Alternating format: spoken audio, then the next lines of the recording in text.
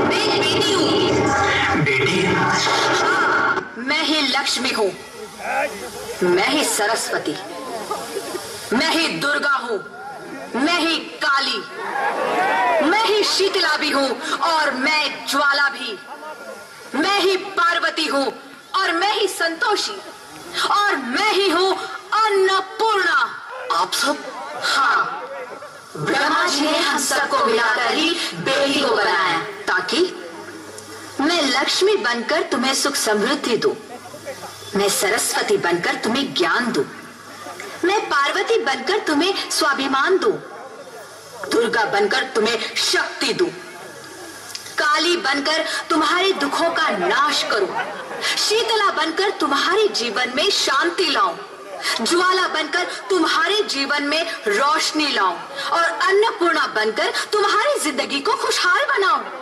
और तुमने हमारी जिंदगी को कोख में ही खत्म कर दिया। हमारा कसूर क्या था?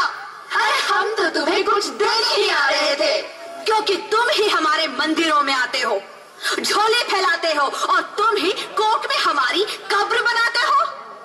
तुम जैसे लोगों को हमारे मंदिरों में आने का कोई हक नहीं है, जो मंदिर में आकर चुनरी उड़ाते हैं और कोख में ही हमारी बलि चढ़ाते हैं। हम तुम जैसे लोगों के घर अब कभी नहीं आएंगी, कभी तुम जैसे लोगों पर खुशियां नहीं बरसाएंगी, कभी नहीं। मुझे माफ कर दो, मुझे माफ कर दो। मैं भटक गया था, मैं आजकल की हालत को देखकर डर गया था। हालात को दोष मत दो मूर्ख, ये हालात भी तुम जैसे गंदी सोच के लोगों ने बनाए हैं।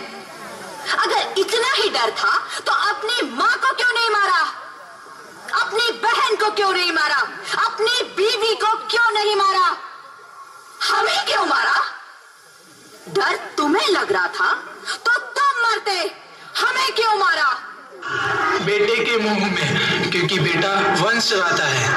अरे मूर्ख, अगर बेटा वंश है तो बेटी अंश है, अगर बेटा आन है तो बेटी गुमान है, अगर बेटा दवा है तो बेटी दुआ है, अगर बेटा गीत है तो बेटी संगीत है, और अगर बेटा भाग्य है तो बेटी भाग्य विधाता है, क्योंकि बेटा भी औरत की कोख से ही आता है।